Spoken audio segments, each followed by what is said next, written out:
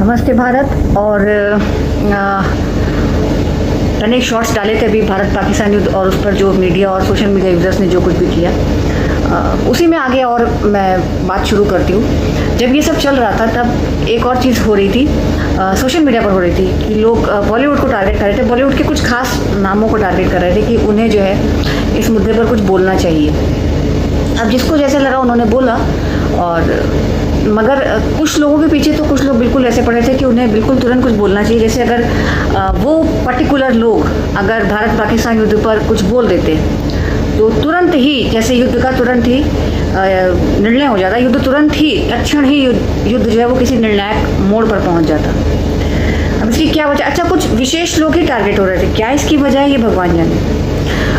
एक जन मुझे मिले थे, वो कहने लगे कई बार जो सेलिब्रिटीज़ होते हैं ये खुद से खुद को टारगेट कराते हैं। मुझे लगता नहीं, क्योंकि जिनकी बात हो रही थी उनकी उम्र इतनी हो चुकी है, सदी के महानायक उनको कहा जाता है, मुझे लगता नहीं है। और ये भी समझ में नहीं आया कि क्यों बॉलीवुड के लोग टारगेट हो रहे थे, क्योंकि स्पोर्ट्स पर्सन भी हैं। कोई स्पोर्ट्स पर्सन को क्यों नहीं टारगेट किया गया? दुनिया के तमाम स्पोर्ट्स हैं, उनको क्यों नहीं टारगेट किया गया? बॉलीवुड को क्यों टारगेट किया गया? फिर यही बात आ जाएगी कि मुझको बॉलीवुड से क्या लेना देना है, मुझको बॉलीवुड से कोई लेना देना नहीं है। मेरा सिर्फ इतना ही है कि मैं बचपन से आज तक मूवीज़ की बहुत शौकीन रही हूँ, और पिछले कुछ सालों में मेरा जो जितना भी मैक्सिमम टाइम होता है वो मूवीज़ देखकर और गाने सुनकर ही पास होता है। पास यही करके किया। जब मेरी बेटी छोटी थी तो मैंने उसके साथ, देखिए मेरी बेटी को मैंने 2 आंखें 12 हाथ भी दिखाई है, और तमाम पुरानी मूवीज़ हैं, शोले है, पड़ोसन है, वो सब उसने देखी हैं, और उनके डायलॉग्स तो उसको याद है। तो हम लोग का टाइम ऐसे कटा है। और यही चीज़ें थी, सिर्फ ये बॉलीवुड की मूवीज़ ही नहीं, जो माइथोलॉजिकल मूवीज़ होती हैं जो बॉलीवुड में बनी है कहीं, वो भी। और क्योंकि मैं बहुत पढ़ती थी पहले, और क्योंकि बहुत पढ़ा है मैंने, जब मैं प्रेग्नेंट थी तो भी मैं बहुत पढ़ती थी। खास उस समय तो मैं सारा माइथोलॉजिकल और ये सब जो फिलोसफिकल होता है यही सब ज़्यादा पढ़ती थी, फिज़िक्स वगैरह की चीज़ें। तो ये मूवीज़ वगैरह देखने के अलावा मैंने इस तरह की किताबें जो होती हैं, जो मेरे पास उस समय थी, तो उसमें जो कहानियाँ होती हैं, खासकर जो हमारे उपनिषद वगैरह होते हैं, जो पुराण होते हैं, उनमें जो छोटी छोटी कहानियाँ होती हैं, जो बहुत ही पूरे जीवन का सार ली होती हैं, सीख ली हुई होती है, सबक ली होती है, जो बहुतों ने पढ़ी होंगी, बहुत लोग पढ़ते होंगे। सीखता कौन कितना है मुझे नहीं पता। तो मेरा टाइम इन्हीं सबको देख कर कटा है। और मैं सच बताऊँ, मैंने अपने जीवन में बहुत कुछ जो कहीं किसी स्कूल और कॉलेज में नहीं सीखा, वो बहुत कुछ मैंने बॉलीवुड की मूवीज़ से खुद भी सीखा है। बॉलीवुड, हॉलीवुड या दुनिया की कोई भी मूवीज़ या सीरीज़ मैंने किसी भी देश की देखी हो, कोई भी देश हो, खुद उनसे भी सीखा है, और अपनी बेटी को भी सिखाया है कई बार। और मेरी बेटी मुझसे पूछती है कि मम्मा, जैसे 3 इडियट्स देखती है या पीके देखती, तो वो मुझसे पूछती थी जब बहुत छोटी थी। अब तो now she is in a teenage, लेकिन जब वो थोड़ी और छोटी थी तो मुझसे पूछती थी कि मम्मा, ये लोग जो इस तरह की मूवीज़ करते हैं जिसमें एक स्ट्रॉन्ग सोशल मैसेज होता है, क्या ये खुद इससे कुछ सीखते हैं? ये जो कला, जो पात्र ये इसमें प्ले करते हैं। मैंने कहा बेटा, मुझे नहीं पता ये कितना सीखते हैं या नहीं सीखते हैं, तुमको लगता है अगर कुछ सीखने लायक तो सीख लो। क्योंकि मेरे जीवन का अब फलसफा यही है कि जो लोग मुझसे कहते हैं आप बॉलीवुड को, मैं बॉलीवुड को कतई फेवर नहीं करती। मुझे बॉलीवुड से मैं पहले भी कह चुकी हूँ, मैं फिर कह रही हूँ, जितनी मूवीज़ देखती हूँ अच्छा खासा, और अब तो मल्टीप्लेक्सेस में मूवी देखते हैं। बचपन में तो हम लोग, और उस समय भी उस समय के हिसाब से महंगाई थी, और आज भी है, महंगाई हमेशा अपने ज़माने के हिसाब से रहती है। मल्टीप्लेक्सेस में मूवी देखना, और वो भी बच्चे के साथ, अच्छा खासा खर्चा होता है, कम से कम 3000 रुपये मान के चलिए एक बार में, तो अच्छा खासा खर्च होता है ये। तो मेरी जेब से पैसे जाते हैं। फिर मैंने जैसे कहा कि घर पे भी अगर हम लोग कुछ देखते हैं तो भैया इंटरनेट का भी खर्चा जाता है, मुफ्त में कोई मेरा रिश्तेदार नहीं है जो मुझे दिखाएगा। तो मुझे उनसे कोई संबंध नहीं, ना मुझे अपनी बेटी ब्याहनी है उनसे, और ना मुझे इस उम्र में लॉन्च होने का कोई शौक है, ना फिलहाल मेरी बेटी वो शौक है, वो अपनी पढ़ाई लिखाई में रहती है, वो तो सोशल मीडिया से भी बहुत दूर रहती है। लेकिन हाँ, उसको मूवीज़ देखना बहुत पसंद है, मूवीज़ वो बहुत पसंद करती है देखना। और सीरीज़ देखना उतना पसंद नहीं करती, लेकिन हाँ कुछ सीरीज़ जो हम लोग ने साथ में देखी और जो हम लोग को बहुत अच्छी लगी, जो हम लोग ने मतलब 2-3 बार रिपीट करके देखी, जैसे महारानी, असुर बहुत फेवरेट है। हम लोग अभी भी सोच रहे हैं असुर का ये दूसरा पार्ट कब आएगा। एक आई थी, मैं भूल रही हूँ उसका नाम, एक और कोई सीरीज़ थी, बहुत अच्छी सीरीज़ थी, जिसमें वो एक कुछ फ्रेंड्स की कहानी थी, और एक जो उनका दोस्त था उसको लोग बहुत ह्यूमिलिएट करते हैं उसकी सेक्सुअल आइडेंटिटी को लेकर, और वो ख़त्म हो जाता है। उसके बाद फिर वो परेशान करता है, कुछ मुझे नाम भूल रहा है, अधूरा, एग्जैक्टली अधूरा। तो ये सब मूवीज़ हम लोगों ने, ये सीरीज़ भी हम लोगों ने देखी हैं, और मैंने अपनी बेटी के साथ ये सब रिपीटेड देखे। फिर रिसेंटली हम लोग ने कुल देखी सीरीज़, और उससे पहले वो देखी थी कौन सी एक मूवी देखी थी, वही साबरमती एक्सप्रेस। तो हम, मेरा और मेरी बेटी का जो टाइम होता है, अच्छा इस तरह से क्या हुआ कि जब मेरी बेटी छोटी थी और अब जब वो बड़ी हो गई है और अब उसके पास उतना टाइम नहीं होता है, तो मुझे यही मौका मिलता है जो मैं अपनी बेटी के साथ टाइम स्पेंड करती हूँ। तो ये साथ में मूवीज़ देखना ही एक जब वो छोटी थी तब भी, और अब वो बड़ी हो गई है तो भी, अब हम लोग ये जो मूवीज साथ में देखते हैं तो इसमें हम लोग का टाइम भी पास होता है, अच्छा टाइम भी पास हो जाता है और कुछ ना कुछ सीखने को मिल जाता है। तो मेरा अब क्या है ज़िंदगी का जो अब मेरा फलसफा और जो मैंने अपनी बेटी को भी दिया है, परवरिश में उसको दी है, वो यही दिया है कि भैया अपने सुधार से मतलब रखो। क्योंकि क्या है ना कि मान लीजिए फलाना सुधर जाएंगे, डिमाका सुधर जाएंगे, पूरा बॉलीवुड सुधर जाएगा, पूरा बॉलीवुड सुधर जाएगा, जो दुनिया के तमाम लोगों के हिसाब से बहुत ख़राब है, बहुत बिगड़ा हुआ है, वो सब सुधर जाएंगे, ये सुधर जाएंगे, नेता सुधर जाएंगे, मेरे पड़ोसी सुधर जाएंगे, मैं दूर दूर क्यों जाऊँ, मेरे सब रिश्तेदार सुधर जाएंगे। लेकिन अगर मैं नहीं सुधरूंगी तो मेरे जीवन में कोई फ़र्क पड़ना नहीं है, सीधी सी है बात। क्योंकि अगर मैं इवॉल्व नहीं हुई, मैं चेंज नहीं हुई और मैंने खुद को रेक्टिफाई नहीं किया तमाम लेवल्स पर, तो फिर ये सारे लोग सुधर भी जाएंगे, मेरे आसपास के जितने भी हैं, जिनमें भी मुझको कमी लगती है, और तो कोई फ़ायदा नहीं होना है। और मुझे भी समझ में आता है कि मैं अगर सुधर जाऊंगी, मैं इवॉल्व होती रहूंगी हर दिन, और वही चीज़ जो मैंने अपनी बेटी को भी परवरिश में दी है, और अगर कुछ परवरिश वैसे मैंने अपनी बेटी को परवरिश में बहुत कोशिश की है कि जो ये जनरेशनल ट्रॉमास जो मुझे मिले हैं, जो ट्रेडिशंस मृत प्राय परंपराएं मुझे मिली, जो रूढ़ियाँ मुझे मिली, मैंने वो उनमें से ज़्यादातर को तोड़ दिया है अपने लेवल पर और अपनी बेटी को ट्रांसफ़र नहीं किया है। और इस मामले में मेरे हस्बैंड भी ठीक हैं और कोई इतना हम लोग इतने कंजर्वेटिव नहीं हैं। तो अब मेरी जो बेटी है उसको मैंने ये चीज़ नहीं दी है कि बेटा मुसलमान ख़राब होते हैं, या ये ख़राब होते हैं, ये देश ख़राब होता है, वो देश ख़राब होता है, उस देश के लोग ख़राब होते हैं, बॉलीवुड के लोग ख़राब होते हैं, फलाना ख़राब होते हैं, दिमागा ख़राब होते हैं, ये ख़राब होते हैं, वो ख़राब होते हैं। ये सारी चीज़ों से उसको बहुत मुक्त रखा है मैंने, और मुझे बहुत खुशी है। She is a happy child और बहुत अच्छा लगता है, क्योंकि जब उसकी तारीफ़ होती है तो मुझे ये सबसे बड़ी खुशी मिलती है। मुझे लगता है एक माँ होने के नाते और ये मेरा सबसे बड़ा अचीवमेंट है। हालाँकि मैं चाहती हूँ वो अपनी प्रोफेशनल लाइफ में भी बहुत सक्सेस हो, और बहुत मुझसे ज़्यादा तो उसके पापा ऐसा चाहते हैं कि वो बहुत सक्सेस हो। लेकिन मान लीजिए मैं उसको बोलती हूँ कि बेटा तुम कुछ भी बनो, इंजीनियर, हाउसवाइफ ही रखना चाहो, नो प्रॉब्लम, लेकिन जो एक ये चीज़ें जो बेसिक तुम्हारे अंदर आई हैं, इनको जितना हो सके कल्टीवेट करके रखना, अपने अंदर मेंटेन रखना। जैसे जितना हो सके stay non judgemental towards everyone whosoever is around you। मैंने उसको ये चीज़ हमेशा बोली है कि अनलेस कोई तुम्हें डायरेक्टली इनडायरेक्टली हार्म नहीं कर रहा है तो तुम stay neutral, stay non judgemental. जब तक कि तुम्हें कोई हार्म नहीं कर रहा है तब तक तुम्हें ऐसा ही रहना चाहिए। बाकी मैंने बोला ना कि मेरा अब यही सोचना है कि ये सुधर जाएंगे, वो सुधर जाएंगे, सारे लोग सुधर जाएंगे, मैं नहीं सुधरूंगी और मैं उसी लेवल पे रहूंगी तो मुझे तो और प्रॉब्लम हो जाएगी, क्योंकि ये लोग तो और ऊपर चले जाएंगे और जाएंगे एक्चुअली ये लोग ऊपर, मैं तो उतने नीचे पे थी। मान लीजिए मैं लेवल ए पर थी और ये लोग इस लेवल पे थे, या मान लीजिए मैं ऐसे समझा रही हूँ आपको कि मान लीजिए मैं ग्राउंड फ्लोर पर हूँ और ये लोग भी मेरे साथ, मुझको लगता है ग्राउंड फ्लोर पर ही थे, मान लीजिए मुझसे भी नीचे थे, बेसमेंट में थे मेरे हिसाब से, खराब और अच्छे किस्म में बता रही हूँ। तो मैं नहीं सुधरी और मान लीजिए ये सुधर के बेसमेंट से और फर्स्ट और सेकेंड और थर्ड फ्लोर पर चले गए, तो होगा क्या कि मेरे तो दृष्टिकोण में कोई फर्क पड़ेगा नहीं। मैं आपको बता दूं, ये तो भले सुधर के चले जाएंगे, ऊपर और चले जाएंगे, सुधर जाएंगे, इवॉल्व हो जाएंगे और अच्छे हो जाएंगे, और मैं अगर इवॉल्व नहीं हुई तो मुझे ये डिफरेंस अपने और इनके बीच का और ज़्यादा लगेगा और मेरी ज़िंदगी और दिक्कत में पड़ जाएगी। और ये चीज़ मैंने खुद तो सीखा ही है इस उम्र तक आकर, मैं तो खुद हर दिन इवॉल्व हो ही रही हूँ और यही चीज़ मैंने अपनी बेटी के अंदर भी डाली है। और मुझे लगता है यही चीज़ है जो हम लोगों को एज अ पेरेंट, खासकर जो पेरेंट्स हैं, और आप नहीं भी पेरेंट हैं, मान लीजिए आप किसी से बड़े हैं, आपके छोटे भाई बहन हैं, या आप कुछ भी, आप एक इंसान के तौर पे कहीं भी निकलते हैं, तो जितना हो सके अपनी बातों से नहीं, अपने व्यवहार से अच्छा प्रदर्शन करिए। क्योंकि बातें तो जितनी अच्छी हैं, वो कोई मेरे कहने की नहीं है कि मैं कोई पहली हूँ, तमाम लोग पूरी दुनिया में, और इस समय तो जब से सोशल मीडिया का दौर आया तब से मोटिवेशनल स्पीकर्स की तो बाढ़ आई हुई है, हर कोई मोटिवेशनल स्पीकर बना हुआ है। किसके जीवन में, ये मैंने कहा ना, मेरी बेटी पूछती है कि इनके जीवन में कितना है, कोई मोटिवेशनल स्पीकर कोई वो सुनती है तो पूछती है, तो मैं कहती हूँ बेटा मुझे पता नहीं, मैं कैसे बता दूँ, मैं मिली नहीं इनसे, 1-on-1 पर्सनल तो कभी मिली नहीं हो, तो मुझे क्या पता ये अपने जीवन में, व्यक्तिगत जीवन में ये ऐसे ही हैं या ये कैसे हैं, और मुझे जानना भी नहीं है कि आप कोई कैसा भी हो। मैं किसी को टारगेट नहीं कर रही हूँ, मैं एक बात कह रही हूँ, मैं बार बार वही चीज़ कह रही हूँ कि कोई भी सुधर जाएगा अगर हम आप नहीं सुधर रहे हैं और हम आप नहीं बदल रहे। जो मैंने एक बार बोला था, गायत्री परिवार जो है, उनकी मुझे बस एक चीज़ बहुत अच्छी लगती है, हम बदलेंगे युग बदलेगा। तो ये चीज़ अब मैंने भी धीरे धीरे ही सीखी है। कोई मैं भी ऐसा नहीं हूँ कि मैं बहुत कोई अवतार हूँ, या मैं भी एक नॉर्मल ह्यूमन बीइंग हूँ। मुझे भी बहुत गुस्सा आता था, अब तो धीरे धीरे बहुत कंट्रोल होने लगा। पहले तो मैं छोटी छोटी बातों पर बहुत रिएक्ट करती थी, अब मेरे धीरे धीरे पेशेंस एक एज के साथ भी बढ़ता है। हालांकि एज का इससे कोई लेना देना नहीं है। मैं तमाम ऐसे लोगों को जानती हूँ जो 50, 55, 60, 70 साल के हो गए और उनमें कोई उनके व्यवहार में सुधार नहीं है। तो मेरा ये मतलब है कि जितनी अच्छी बातें, देखिए हम लोग भी बचपन से नैतिक शिक्षा पढ़ते आए, सीखा किसने कितना, व्यवहार में किसने कितना उतारा। एक्चुअली व्यवहार में तो हम लोग अवसरवादी हैं, हम सभी लोग अवसरवादी हैं। हम सभी अपने अपने निजी स्वार्थ, फायदे, नफे नुकसान के हिसाब से ही व्यवहार करते हैं, स्थिति परिस्थिति समय के हिसाब से ही व्यवहार करते हैं, अपना और अपनों का फायदा नुकसान देखकर ही व्यवहार करते हैं। तो फिर दूसरे को क्यों जज करना, जितना हो सके मत करिए जब तक डायरेक्ट आपको कुछ आप इन्फ्लुएंस नहीं हो रहा।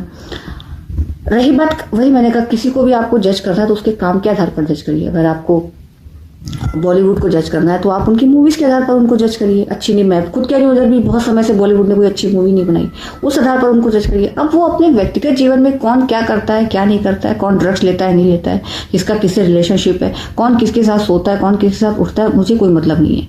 मैं इन सारी की बातों में, मेरे परिवार में भी ये माहौल नहीं है, मेरे घर में भी कोई इस तरह का माहौल नहीं है जो इस तरह की बात मेरे यहाँ कोई करता हो। ऐसा माहौल मेरे घर में भी नहीं है।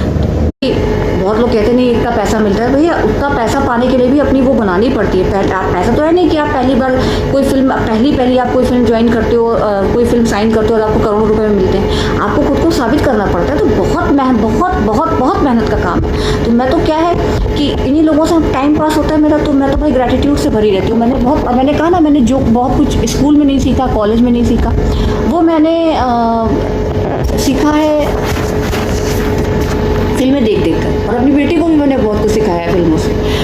और हमारा टाइम पास भी, हम लोग देखिए कई बार जैसे शोले का जो कुछ डायलॉग है शोले के, वो मेरे और मेरी बेटी के मुझसे भी ज़्यादा फेवरेट है। खासकर वो मौसी वाला डायलॉग जब अमिताभ बच्चन जी धर्मेंद्र के लिए रिश्ता लेकर जाते हैं, जिस तरह से वो एक्सप्लेन करते हैं वो बहुत पसंद है। और धर्मेंद्र जब पानी की टंकी पर चढ़ते हैं वो बहुत पसंद है। और जब बसंती पहली बार इन लोगों को मिलती है और तांगे से लेकर आती है और पूरे रास्ते वो कहती रहती है कि मुझे ज़्यादा बोलने की आदत नहीं है, क्योंकि मैं और मेरी बेटी भी बहुत बातूनी है। तो मेरा इन लोग के साथ टाइम बहुत कटा है, बाकी मुझे लेना देना कुछ भी नहीं है।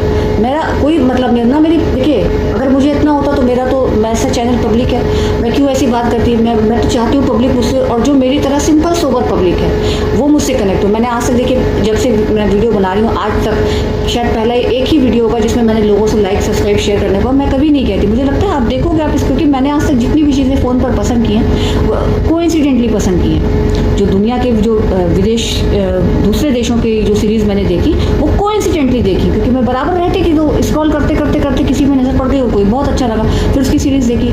तो मुझे लगता है कोई आपको चीज़ अच्छी लगेगी आप खुद ही देखोगे। आई कैन नॉट बैक, मैं किसी को ये नहीं कह सकती हूँ। मुझे इतना कहना भी किसी पे लगता है एक तरह का इम्पोजिशन है बनाना ज़बरदस्ती कि आप पसंद करो, क्यों करो। अगर उसको अच्छा लगेगा तो वो खुद ही लाइक करेगा, नहीं अच्छा लगेगा आगे निकल जाएगा।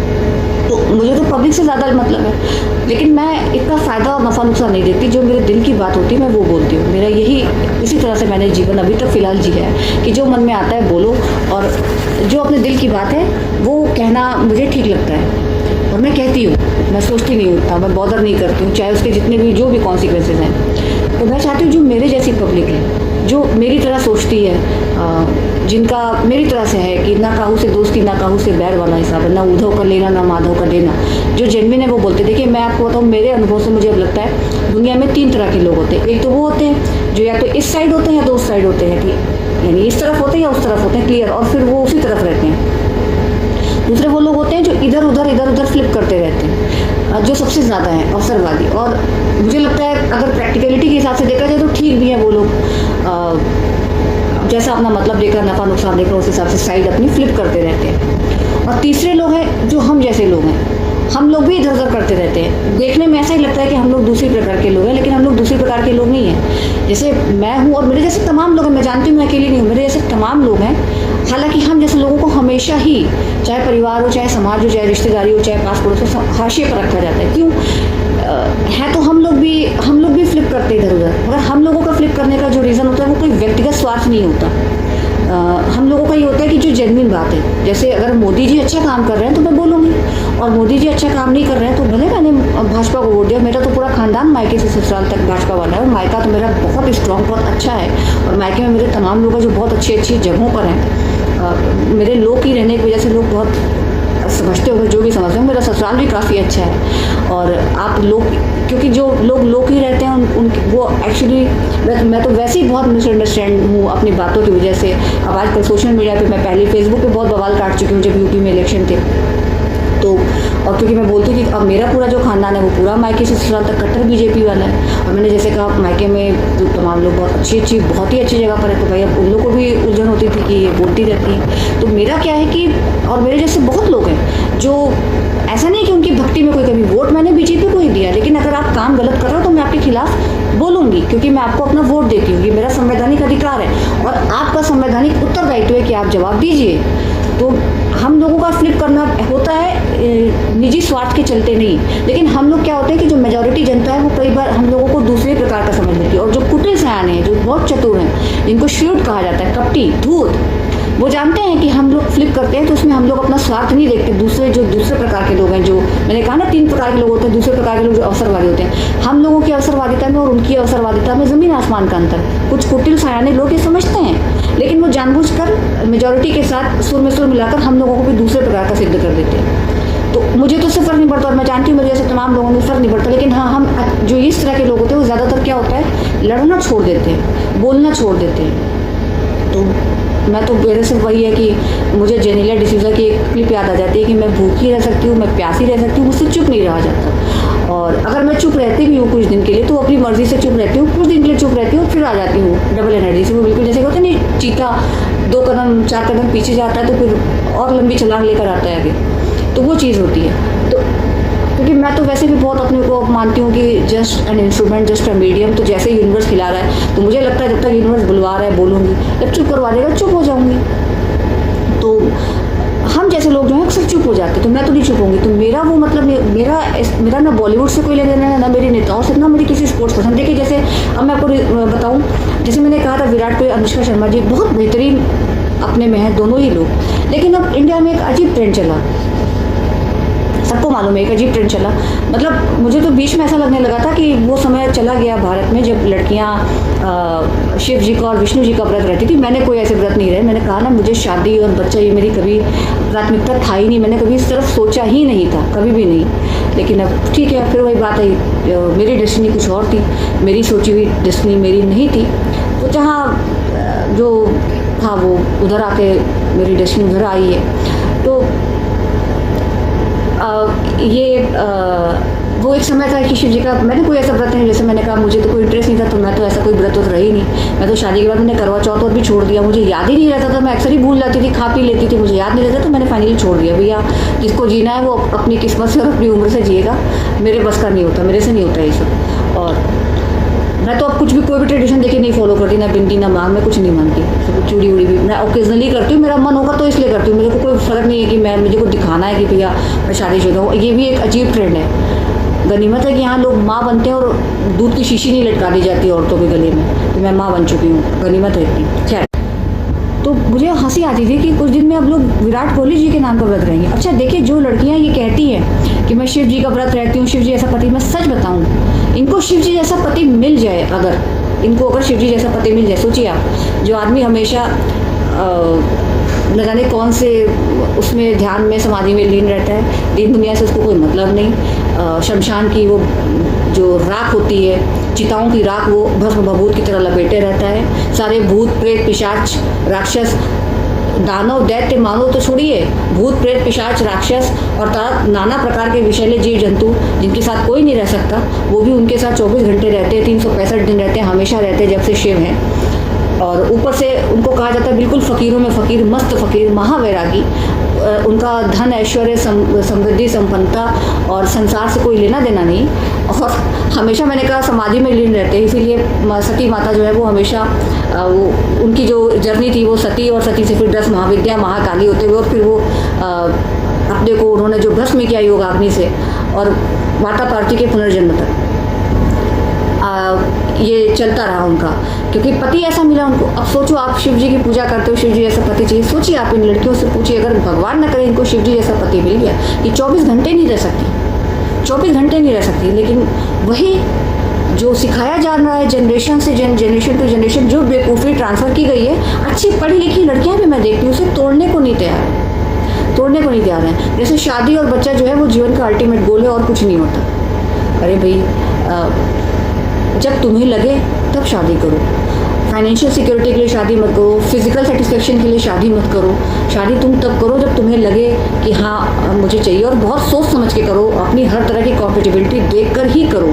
क्योंकि अगर शादी वाकई में मजबूत रिश्ता होता ना, तो तलाक का जो प्रावधान है वो सिर्फ पति पत्नी के लिए नहीं होता, तमाम रिश्तों के लिए होता है। सिर्फ यही एक ऐसा रिश्ता है जहाँ, और खासकर हमारे सनातन समाज में, जहाँ इतने रिचुअल्स के साथ शादी होती है, 7 फेरे, दुनिया भर की कस्में, दुनिया भर के वचन पंडित पढ़ते हैं, पूरी पूरी रात शादी में बैठे रहो, हाँ, और बिना पलक झपकाए और मंत्र पढ़ते रहो, दुनिया भर के रिचुअल्स करते रहो, और मांग भराई और ये और वो और क्या क्या दुनिया भर का, और उसके बावजूद तलाक की व्यवस्था है। तो ये सोचने वाली बात है इस समाज को कि क्या जो परंपराएं चली आ रही हैं इन्हें ऐसे का ऐसे ढोना है और अपने बच्चों को भी ऐसे का ऐसे देना है कि अब हम लोग को बदलना है, सोचना है, समझना है, सोच परिष्कृत करनी है या नहीं करनी है, समय के साथ चलना है या नहीं चलना है, तर्क संगत और प्रासंगिक परंपराओं को ही निभाना है या कुछ भी निभाते रहना है कूड़ा। ये सोचने वाली बात है। अब ऐसे शिव जी का मैंने कहा विष्णु जी, हालांकि विष्णु जी का कोई व्रत औरतें नहीं रहती हैं पति पाने के लिए, क्योंकि विष्णु जी की इमेज ऐसी है। ज़्यादातर राम, अगर इनके एक अवतार, अच्छा राम की भी इमेज जैसी कहानियाँ हैं भगवान राम के नाम पर, उसको भी लोगों ने वो कर रखा है। लेकिन बहुत लड़कियाँ मुझे मिलती हैं जो कहती हैं कि उनको राम जी जैसा पति चाहिए। मैं सोचती हूँ कि इनकी बातें बस वही है, बातें। राम जैसा पति मिल जाए, राम जैसा पति भी चाहिए जिसने अग्नि परीक्षा लेने के बाद भी पत्नी अपनी, वो भी गर्भवती पत्नी त्याग दिया। अजीब बातें, मतलब उनकी मम्मी ये कहती, उनके पापा ये कहते, उनकी दादी ये कहती, उनकी नानी ये कहती, उनके चाचा चाची, ताऊ ताया, दादी बाबा, घुइयाँ लहसुन जो कहते हैं वही सुना हुआ है उन्होंने। कोई दिमाग नहीं। आजकल देखिए एक बच्चा वायरल है और बड़े बड़े बीजेपी के नेता उसका सम्मान कर रहे हैं। आप क्या तैयार कर रहे हो समाज में? मैं क्या धार्मिक नहीं हूँ? मैं पंडित हूँ, मैं भी ब्राह्मण हूँ और बहुत उच्च कुलीन ब्राह्मण हूँ। मायके से लेकर ससुराल तक बहुत उच्च कुलीन कान्यकुब्ज ब्राह्मण हूँ। और मैंने तो दुनिया भर के ये वेद अभी भी मेरे पास रखे हैं, वेद और पुराण सब अध्ययन कर रखे हैं। बेटी को भी मैं सुनाती हूँ सारी, क्योंकि मुझे लगता है जो ये पौराणिक कहानियाँ होती हैं इनमें, मैंने कहा ना, पूरे जीवन का सार छिपा होता है। और अगर बॉलीवुड के लोग ध्यान दें तो हमारे तो पुराणों में, अगर बॉलीवुड के लोग ध्यान दें तो पुराणों में ऐसी तमाम कहानियाँ हैं जिनसे आप एक एक कहानी उठाकर उससे आप एक बढ़िया अच्छी पिक्चर बना सकते हो, मूवी बना सकते हो, समाज को अच्छा संदेश दे सकते हो। ज़रूरी नहीं है कि आप हर समय अंग प्रदर्शन और आइटम डांस ही करिए। एक समय हम लोगों ने वो देखा है बॉलीवुड में जहाँ पर आइटम डांस के बगैर या बिना किसी बहुत कोई एक्सपोजर के बगैर, बिना किसी अंग प्रदर्शन के बहुत अच्छी अच्छी मूवीज़ हम लोगों ने बॉलीवुड ने डिलीवर की हैं, बिना किसी बोल्ड इंटीमेट सीन्स के स्ट्रॉन्ग रोमांटिक सीन्स डिलीवर किए हैं इसी बॉलीवुड ने। कोई और वही बहुत पुरानी बात मैं नहीं कर रही हूँ। भी हम लोग ने जिन करण जौहर को लोग सबसे ज़्यादा कटघरे में खड़ा करते हैं, हमने उन्हीं के यशराज फिल्म्स में देखी हैं ऐसी तमाम मूवीज़ देखी हैं, और भी तमाम प्रोडक्शन हाउस के पहले हम लोगों ने ऐसी तमाम मूवीज़ देखी हैं, और पुराने समय की भी ऐसी तमाम मूवीज़ देखी हैं जहाँ पर सिर्फ एक डिस्टेंस से बहुत ही स्ट्रॉन्गेस्ट रोमांटिक सीन्स डिलीवर हुए हैं, और जहाँ पे कहीं किसी ने भी अपनी लिमिट नहीं क्रॉस की, और फिर भी आपको गूज बम्स आते हैं वो सीन्स देखकर। तो और आप फैमिली के साथ भी देख सकते हो, बच्चों के साथ भी देख सकते हो। तो ज़रूरी नहीं है। बाकी मैं फिर बॉलीवुड को मैं जज नहीं कर रहा हूँ, आपकी मर्ज़ी है। आप ओपन पिक्चर भी, आजकल तो भाई समाज है और अच्छी बात है, ओपन भी देखना चाहिए। खासकर जब बच्चे बड़े हो रहे हो तो मुझे लगता है बिल्कुल माँ बाप के साथ ये नहीं होना चाहिए कि ये सीन आया तो भाग गए, वो सीन आया तो भाग गए। जब बच्चे बड़े हो रहे हैं टीनेज में, कम से कम माँ बाप में किसी एक के साथ तो बच्चा इतना फ्री फील करे कि वो इन चीज़ों को बैठ कर देख सके। क्योंकि जब नहीं देख पाएगा, इन चीज़ों को नहीं बात कर पाएगा, तो बच्चा अपनी बात माँ बाप से नहीं कह पाएगा, और इस वजह से बच्चों और माँ बाप में डिस्टेंस रहेगा। ये चीज़ भी बहुत ज़रूरी है। तो मैं इसको भी मैं जज नहीं कर रही हूँ। एक लिमिट तक तो देखा जा सकता है, कुछ बहुत अनलिमिटेड हो तो अलग बात है। एक लिमिट तक तो हम लोग देख सकते हैं, लेकिन मैं ये कह रही हूँ कि अच्छी बात है। और हम लोगों ने मधुबाला को देखा है, हम लोगों ने जया बच्चन जी को देखा है, और जब वो जया भादुड़ी हुआ करती थी, जया बच्चन भी हो गई उसके बाद भी हम लोगों ने देखा है। और ऐसी तमाम है, वहीदा रहमान जी की हम लोगों ने देखी है मूवीज़, हम लोगों ने ऐसी मूवीज़ भी देखी हैं जहाँ पर हम लोगों ने बहुत स्ट्रॉन्ग लव बॉन्डिंग देखी है, ज़बरदस्त रोमांस देखा है, ज़बरदस्त जो बहुत इंटीमेट सीन्स देकर भी लोग वो वैसा रोमांस आज की तारीख में डिलीवर नहीं कर सकते। अभी मैं कल ही देख रही थी, किसी ने शेयर किया था किसी सोशल मीडिया प्लेटफॉर्म पर, कुछ होता है का वो सीन जब शाहरुख खान और काजोल फिर से मिलते हैं एक बार रियूनियन, और वो जो एक सीन है वहाँ पर जो बारिश में वो डांस करते हैं, कितना ज़बरदस्त रोमांटिक सीन है वो। तो बाकी मैं जज नहीं कर रही हूँ भाई, आप इंटीमेट सीन्स देखते हो, बोल्ड सीन्स देखते हो, बोल्ड इंटीमेट सीन्स बनाते हो, मैं उसको भी जज नहीं कर रही हूँ, पार्ट ऑफ एंटरटेनमेंट है। और हम जैसे लोग अब जो स्पिरिचुअलिटी के हैं, हम लोग तो अब कुछ भी जो देखते हैं वो बियॉन्ड बॉडी देखते हैं। और रही बात मेरे, तो मैंने कहा मैं तो अपनी बेटी के साथ सब देखती हूँ, मेरी बेटी अब टीनेज में है, तो मैं उसके साथ अब और फ्रैंक हो गई हूँ, क्योंकि मैं नहीं चाहती हूँ कि मेरी बेटी कभी मुझसे कोई भी बात, और टचवुड है मेरी बेटी मुझसे, बेटी क्या, मेरी बेटी के दोस्त मुझसे हर तरह की बात शेयर करते हैं।